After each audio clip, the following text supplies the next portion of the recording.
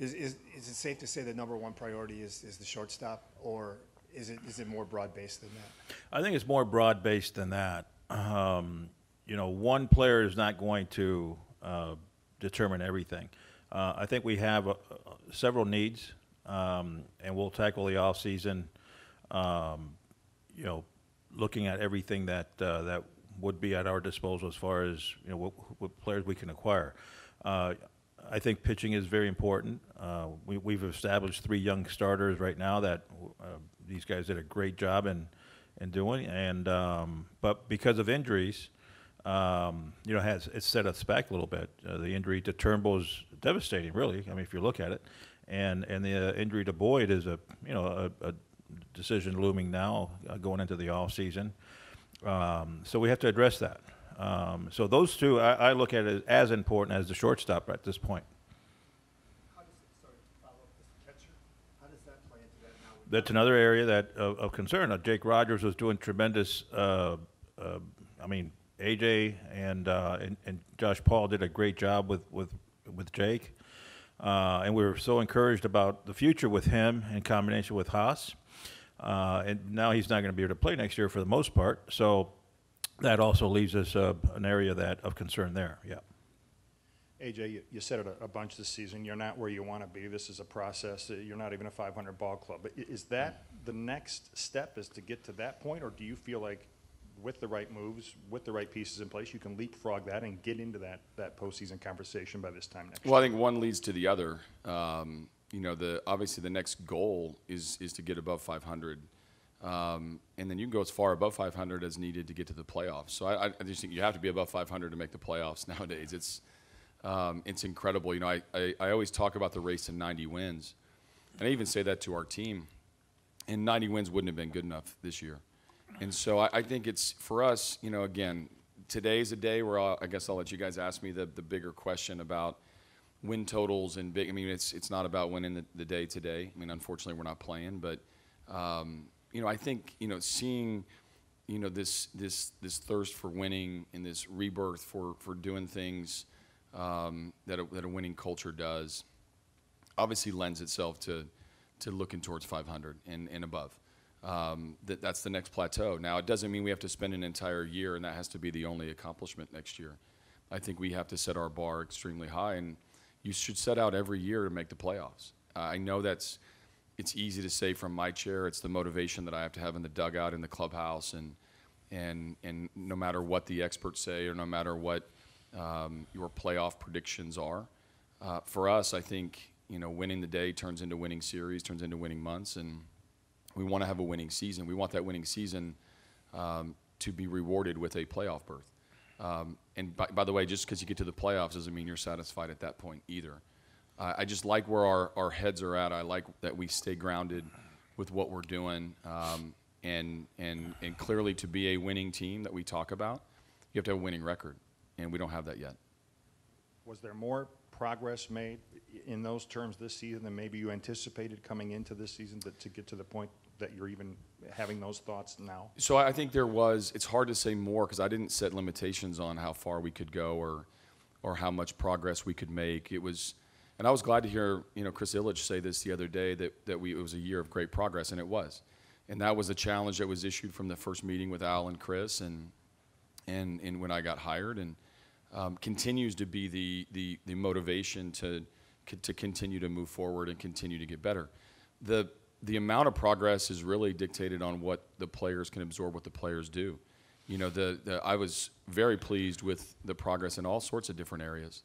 And so how high that could go, or how good that could get, or how advanced or how much we could fast forward it is really dependent upon how the players respond, and they responded in great form. Again, I caution everybody this time of year. We talk about the reflection of last year, and there's a lot of questions about next year. This time last year, I mean, obviously I wasn't here yet, but Akil Baddoo wasn't a Tiger. Matt Manning wasn't a big leaguer. Jonathan Scope hadn't re-signed. No one knew what we were going to get out of Miguel Cabrera. Jeimer Candelario was coming off a very good season, but kind of nobody knew was it a shortened season or was it a kind of the real deal with a full season. So these questions are I know they're warranted, and we have to talk about what next year looks like. We don't really know what that looks like. What we do know is that our players are going to come with a completely different perspective than this date last year, and for that I'm very proud.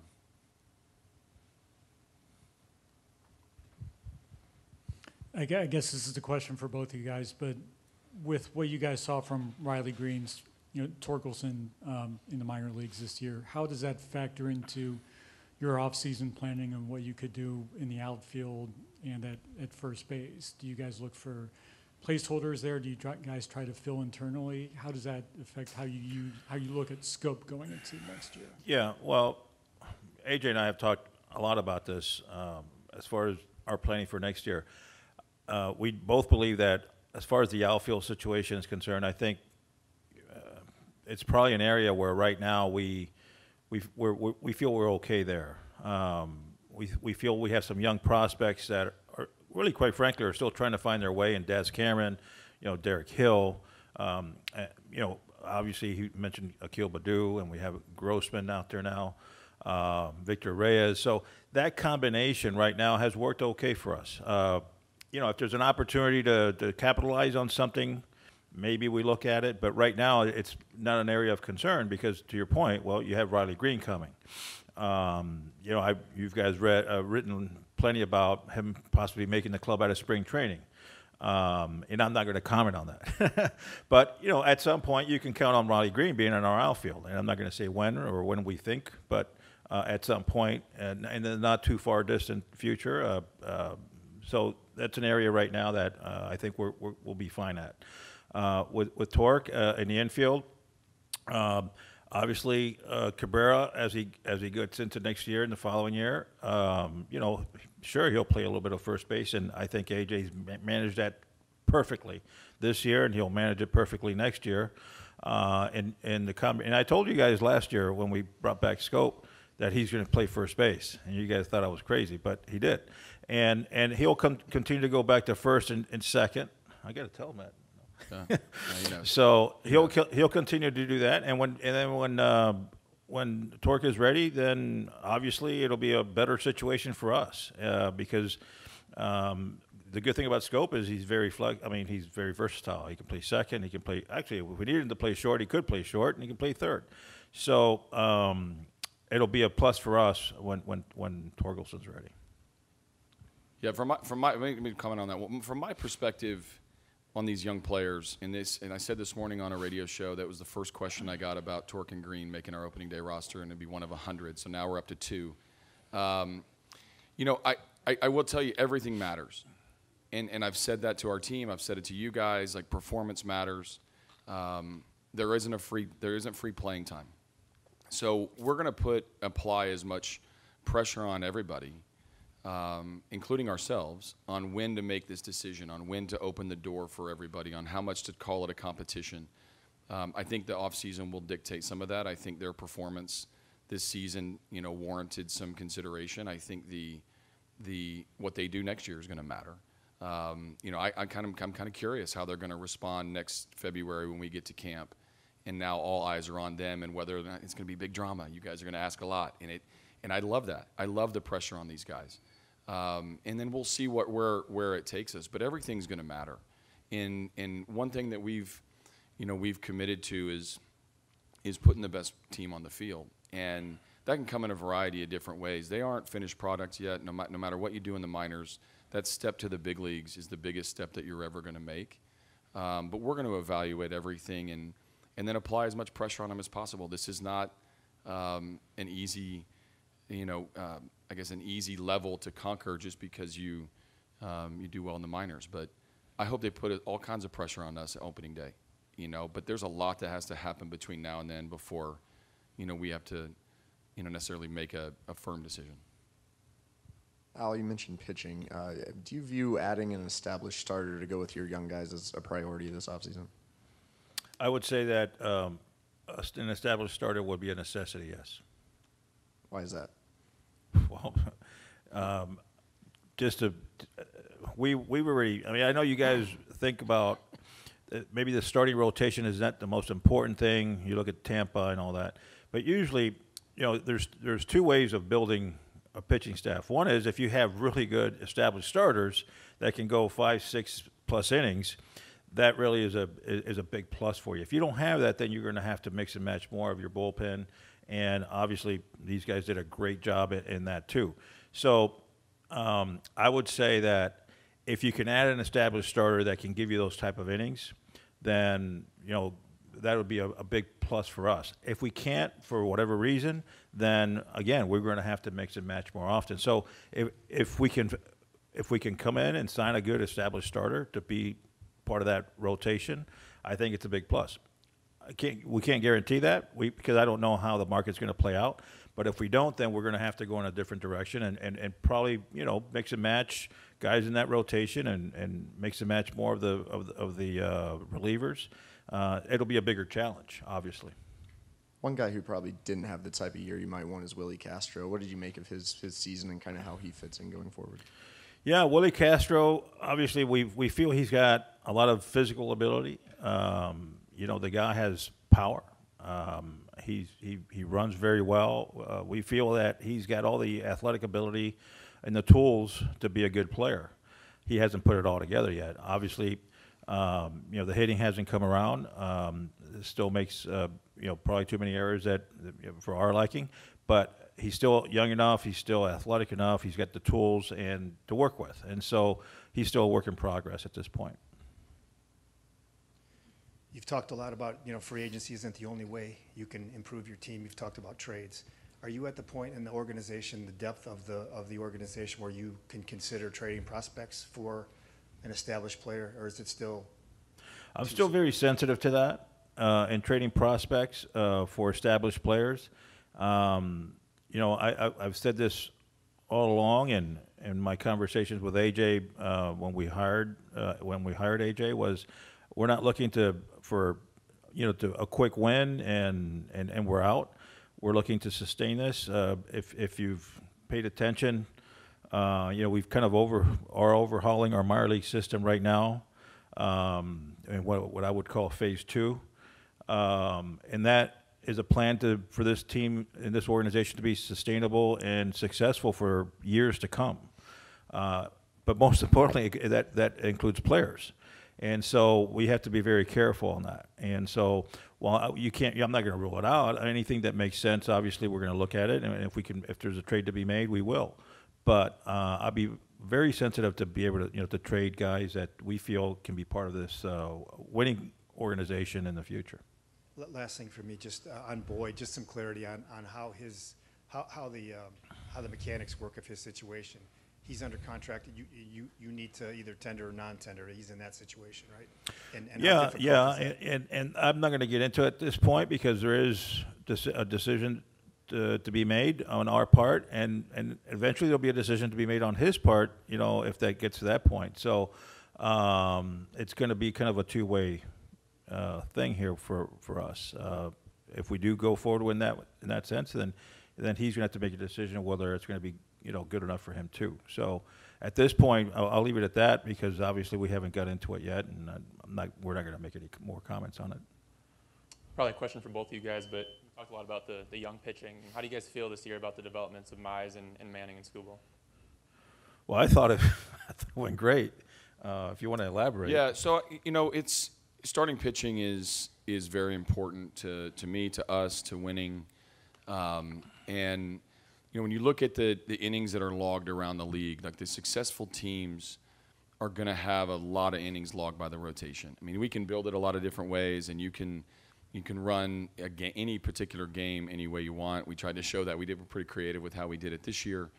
But the game starts with the starting pitcher, and the tone is set. The ball is in his hands first. And when we were good this season, and the majority of the season that we were good, it's because we got out of the gate pretty well. We had pretty good starting pitching, and that started with various people, and then it's centered around Casey and Tarek and Matt. The essence of their development, they're all different. I mean, I know we group them together, but they handle things differently. They're different personalities. They're different people. What they have in common is this intensity that I asked, that Chris Fetter asked, that Juan. We all want our starting pitcher to be a guy, to be the guy that it's whether you look on the app or you look in the newspaper or you look at the matchup and we're like, we have a chance to win from the minute that we wake up because of the guy that we're rolling out there to start the game. They're working on different things. They're not a finished product. When they're going well, they're not a finished product. When they scuffled, they're not a finished product. They're navigating the early parts of their career and really doing it quite well. When I look at where this team can be, it's going to center around this rotation and how we attack each game. And then just a question for Al too. How rewarding was this year for you, considering you had gone through the rebuild and there's been a lot of questions about decisions that you made from the outside. I mean, how nice was this for you? Well, it obviously we're happy with the progress, but we're not there yet. We won't stop, and we won't be happy until we get to the World Series and win it. But the progress is, it's a tough process, and it's not an easy process, and it's not by any means a quick fix. And sure, you're going to make mistakes along the way. And a lot of you guys that were around here for the last few years, there's circumstances to every trade and why you're able to get the return that you would like, which is not always possible. So we faced a lot of tough situations going into this rebuild, which is every rebuild is different in every organization for a lot of different reasons. And so going what we went through, going what I personally went through, I wouldn't wish it on anybody, but at the end of the day, I signed up for it. I knew what it was. And I had been through it before, more than once. So I went in it with eyes wide open, and so at this point, yeah, it's somewhat satisfying to get here, but there's a long way to go, and we've acknowledged that. And so by no means am I satisfied at all. As a matter of fact, what I am is more motivated now because you can see that light at the end of the tunnel. And these next couple of steps, the next year or two, will obviously are very important for our major league club as far as getting back to the playoffs and bringing back our fans with the optimism that we have a chance. And then also the longer term is, like I mentioned, the really long-term goal of sustainability for years to come. I don't want this to be a situation, an organization where years from now, when I retire, oh yeah, Al went out there, we took him to the World Series, and it's over. No, when I'm long gone, I want you guys to see, oh man, that guy built it up for a long time, and it's still going. Back to your left. Perfectly tease up the next step. Now I know one off-season prize can't fix everything and can't bring you guys to your ultimate goal, but it's been a while since we've been here on a snowy, December, January day, and you're presenting a jersey to your big prize. For both of you, how thrilling is that next step now to know that you can add 1, 2, 3 big pieces this offseason? Well, again, I'm very thankful to our owner, Chris Ilitch. He's been very supportive from day one.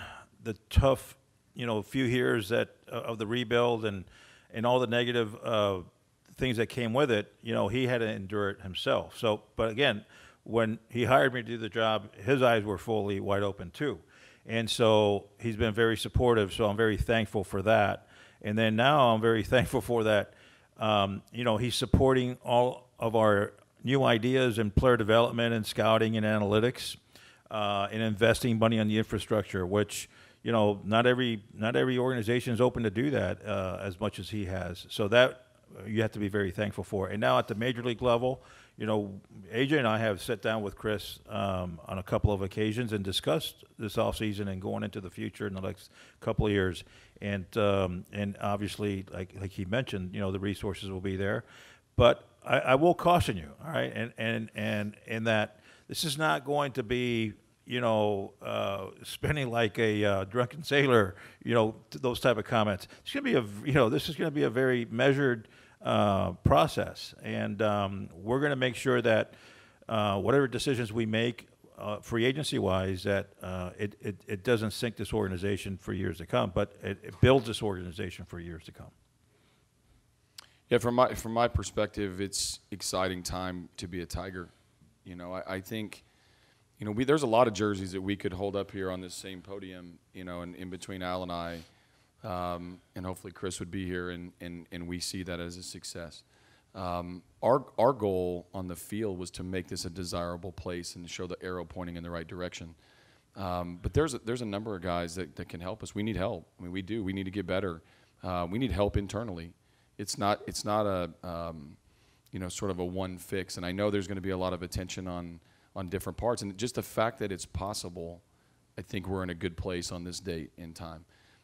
Where it leads to how you build a team that can contend and compete and get into the playoffs, the options are really endless, especially when you talk about trades in the market and stuff like that. So as the manager, you want a chance to tell your team that we have a chance. Obviously, we got a lot of work to do between the next time that I address the team. But I know the belief that exists in the clubhouse, the last meeting that we had, and the excitement that everybody's going home with, knowing that you know, the expectations are only going to increase from here. I guess this is first for you, AJ, and maybe Al can answer it to speak to it. I know that you said the next goal is 500. To what extent is playoffs, though, the expectation for next season wrapped into that, or is it too soon? I know you want it, but Sure. in reality, with what can take place this offseason? Well, I don't know. But that's on the front end of the offseason. I don't know until we know exactly what team we're going to break camp with, you know, sort of what the odds are. That's going to be up for you guys to write about and fans to speculate about. My job is not to worry about that today. My job is to get us, find areas to get us better, and I could rattle off a dozen areas, you know, right now. So I know everybody wants to set a lofty goal. Everybody wants to speak to, you know, these high-end expectations. And if we have a team that's built for that, then we're going to welcome them, and we're going to go try to win today's game. That doesn't change a thing. What to speculate now based on no team. I mean, there's like 10 teams aren't even done playing yet, so they don't even know where they're going to be going into next season. It's fun. It's exciting. You want to, like, you know, give you guys some bulletin board material to put out there and say that I'm declaring we're going to be a playoff team, but I'd like to meet my team again before I talk about where we're going to be next October. That's a great comment. When you became GM, you inherited some big long-term contracts that made the process over the last several years a lot more difficult, and then there were some long-term deals that just didn't work out. Does that make you kind of gun-shy a little bit about going and pursuing a player that's going to require that kind of deal, knowing that if it doesn't work out, it can really have lasting consequences? No, you can't have that fear factor at all when you make these decisions. If you do, then I'm in the wrong position. You have to, just like him. I mean, he makes decisions, you know, in a game where if he's afraid to make a decision because it's going to blow up in his face, then I hired the wrong guy. So no, absolutely not. The thing is, we have to be very measured. We have to, you know, calculate everything, the pros and cons of everything, and at the end of the day, it comes to the player. You have to believe in the player in a lot of different areas before you make that determination. So, you know, as far as the amount, the length of contract, all that stuff, you know, there's a lot of different reasons for doing certain things and good reasons for not doing certain things. So we'll make that determination as we go. But there is definitely no fear factor here. AJ, you built a staff where people promptly came and poached it. Yeah. What are your plans there? Will there be changes? Yeah. What are your thoughts? So I first off, this coaching staff did a tremendous job of staying, you know, through everything this season. I can't thank them enough. I did thank them for their effort. Obviously, you know, there's everybody came here. A couple carryover guys from last year, and the guys that came here, you know, came here to make a difference. And I think this group did everything they could for the players. You know, we did get poached early. I did not see that coming, especially from the college ranks, back to back, losing Jose Cruz Jr. and Chip Hale, and yet we brought up Mike Hessman and Kamara Barti, and really seamlessly transitioned into the rest of the season. I've informed the staff. We've informed the staff that they will be coming back with the exception of KB at first base. I'm going to leave open into a process of interviews. He's being one of them. Given that the beginning, in the middle of the season, when you bring somebody up, there's always the question of what it can lead to. And you know, I said on the front end to both Hess and KB that there were no guarantees. Al and I both did. And so, you know, it is tough to not just be able to roll right into next season, especially for KB. He did a nice job. But he's a part of the interview process that we're going to have at first base. But everybody else in its entirety will be back. You mentioned earlier. Yeah, it's funny that you mentioned about poaching because Chris Federer and Gabe Rebus were college coaches. So they were poached by the major league guys, and now, you know, the colleges are poaching major league players. So it's kind of, you know, back and forth, though. You mentioned overhauling the minor league system. Obviously, you have a new person in charge. What's your vision there of the changes you want to implement? Well, just the very basics is a different style of teaching, okay?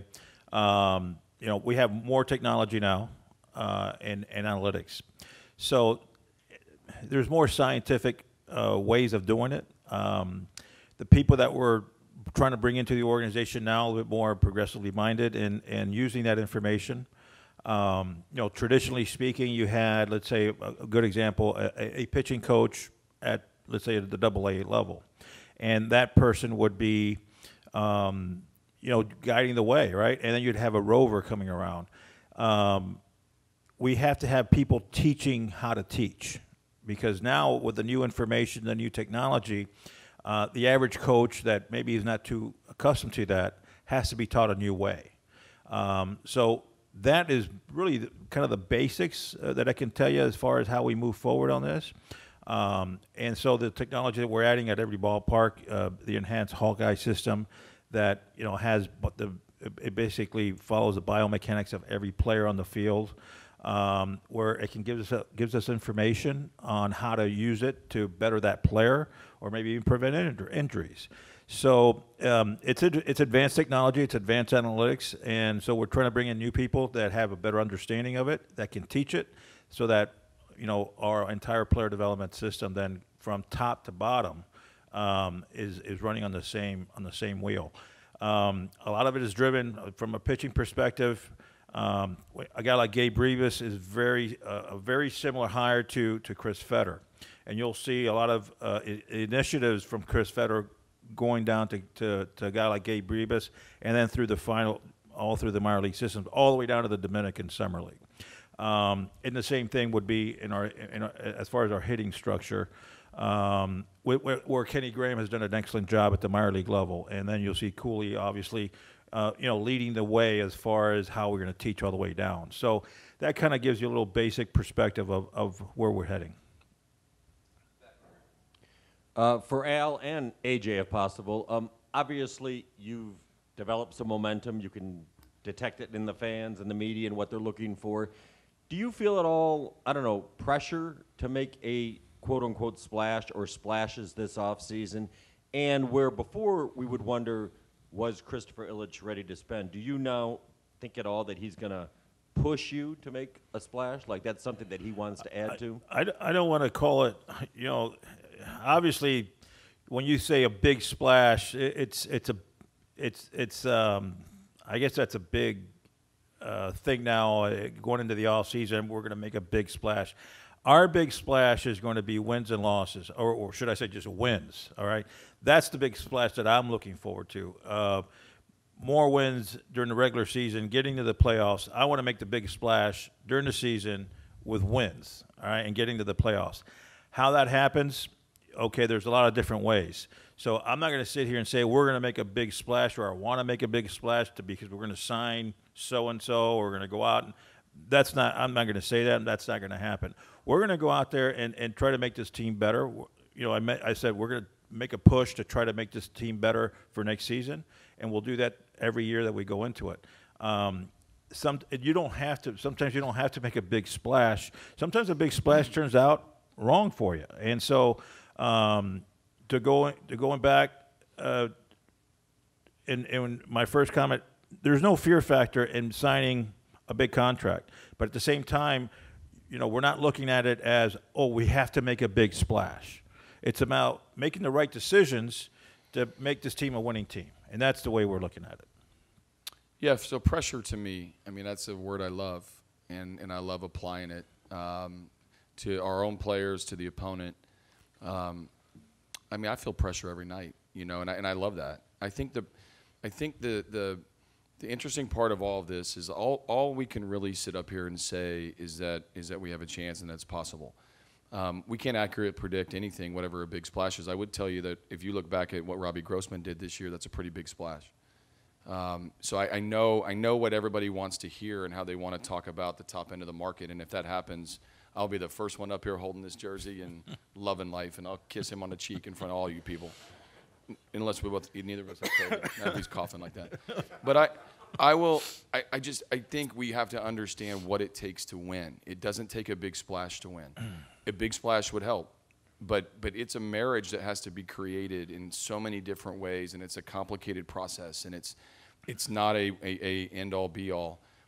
Is it possible? Sure. I think we've all talked like that, and everybody, the hidden thing in the room is, are we going to sign this big dude? Maybe. But if we don't, do you think Robbie Grossman was a big splash? I do. Do I think that Akil Baddoo was a big splash. Akil Baddoo was a big splash? I do. I agree. That's a great call. Are big prospects going to be a big splash? Yeah, maybe. We have to find a way to have a competitive advantage at more positions than we have right now. We do not have the wins right now to sort of push to push on a nightly basis. We're trying to maximize that. Where that's going to come from, I hate that you guys are going to have patience, but I'm going to put pressure on you by telling you just be patient with what we're trying to do, and the goal is the journey. If we can get somebody that can drive us there 100 miles an hour, then I'll hop in the seat, and we'll drive it. If not, then we're going to have to find other ways to get to 90-plus wins. That's what we do.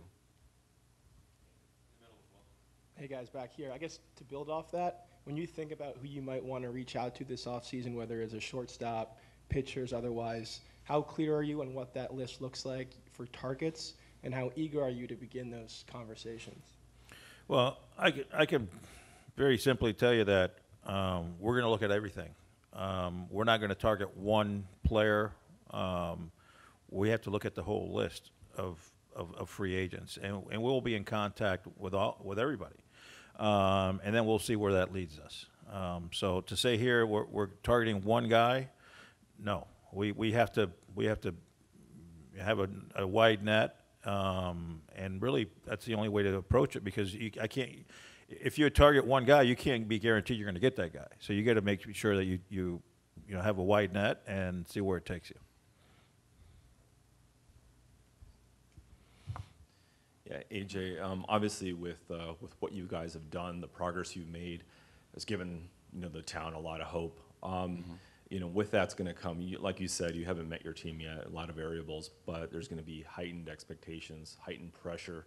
This town can be tough on the Tigers when there's expectations.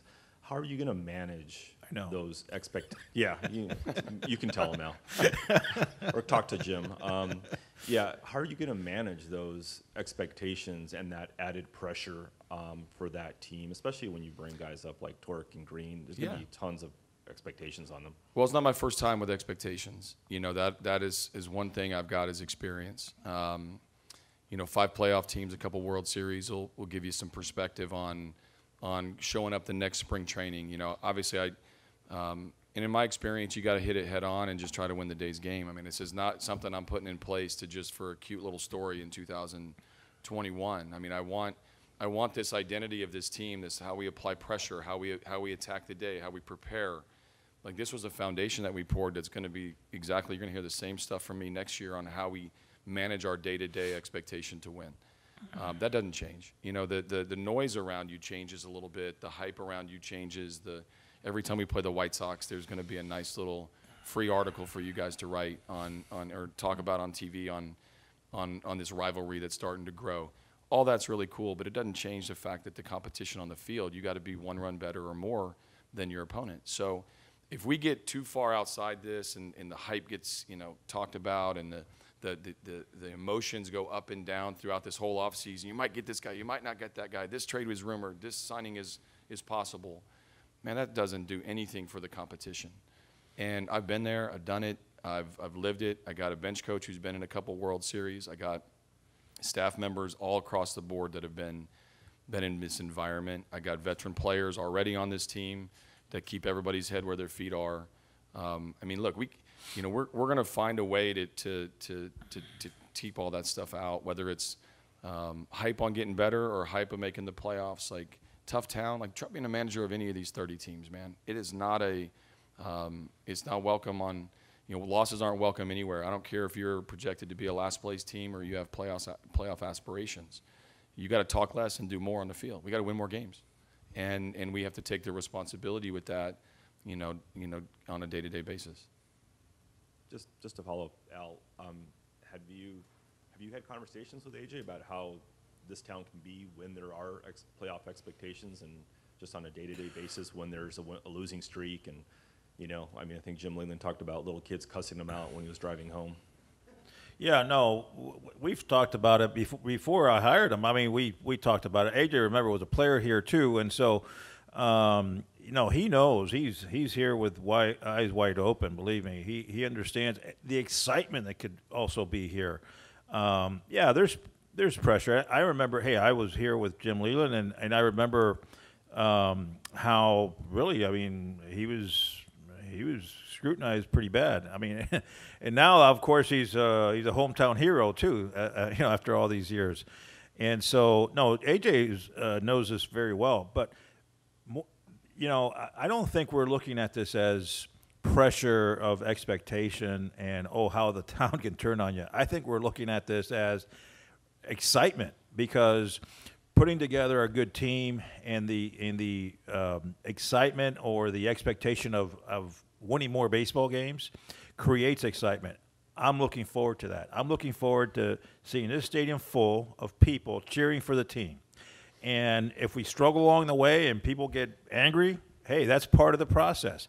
But at least they care. And I want them in the stadium either, booing us or cheering for us, one way or the other. All right, hopefully a lot more cheering than booing, But the expectation is there. That's great. The pressure is there. That's why we sign up for this stuff. Otherwise, why even try? So for me and for AJ, and I know our players, they're excited for the future. They want to see this stadium full of people cheering for us. And obviously that's going to be more motivation even for the players to go out there and do their best. And I think you saw it this year where our coaching staff did a tremendous job. I think the type of players that we brought into the organization at this point are the type of guys that are not going to just, kick it in. They're gonna play to the last out. They're gonna give you their all. And I thought we played an exciting brand of baseball, and that's just the first step, in building this up. So there's the pressure's nothing. It's more of the excitement of the expectation more than the pressure of it.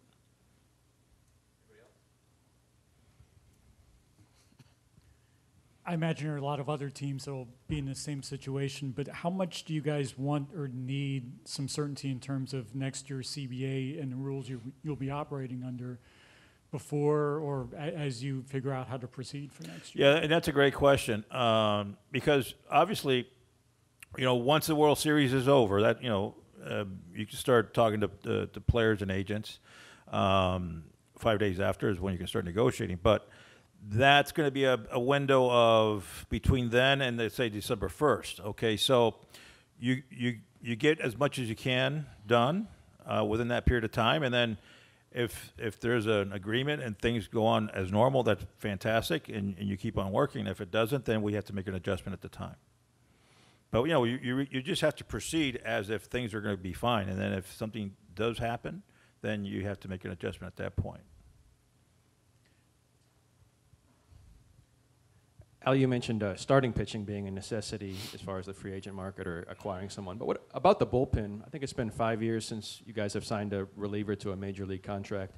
And understandably, when the team is rebuilding, I know that's not a focus. But now, a potential playoff team, does that bullpen get more scrutiny? And would you consider signing a veteran at that spot? Well, yeah, I guess you can't rule it out. Having a really good bullpen piece added is always going to be a help, but I have to say that I think Chris Fetter and A.J. done a tremendous job with our bullpen.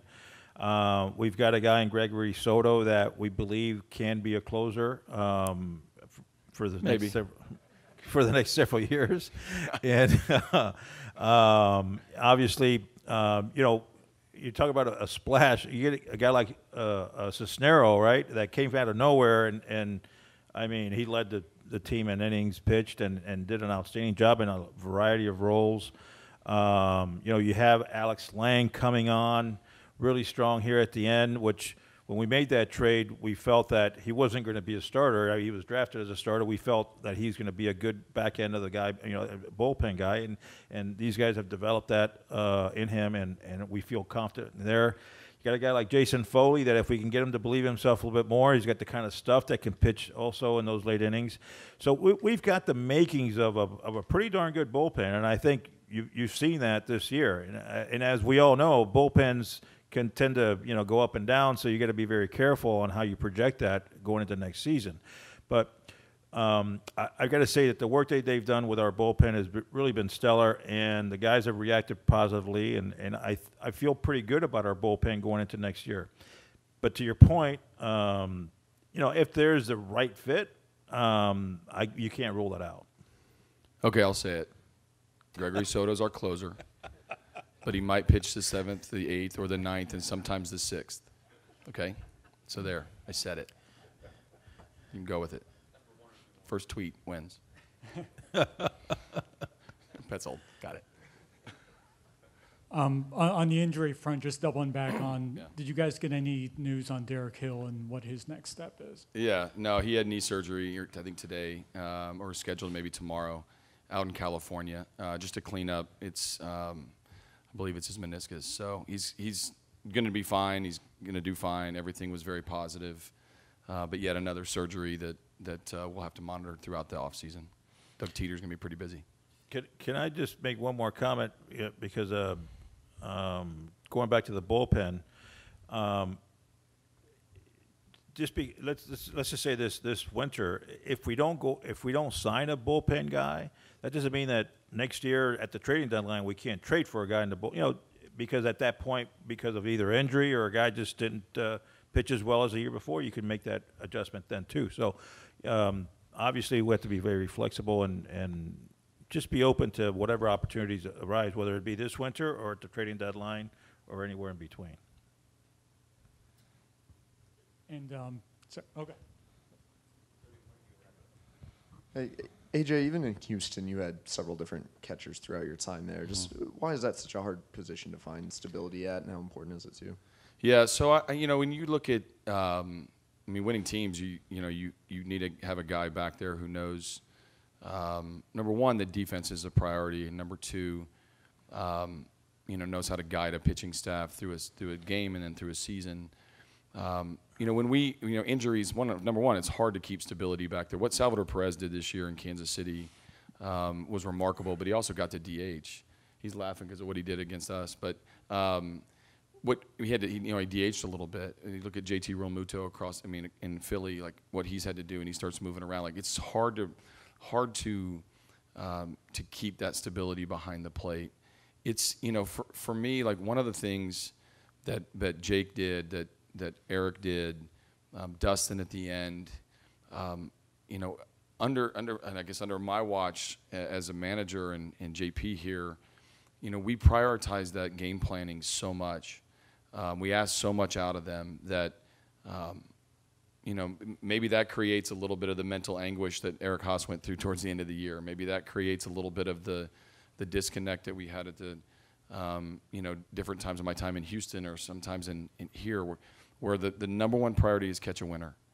That if you look at teams that are good, they have that makeup behind the plate. The offensive production is going to be, secondary, and certainly there's exceptions to that rule, but for the most part, the teams that have won, and I don't mean necessarily even won the World Series, but just won consistently, have a stability in how they prepare and a stability in how they apply it to the game plan that is second to none.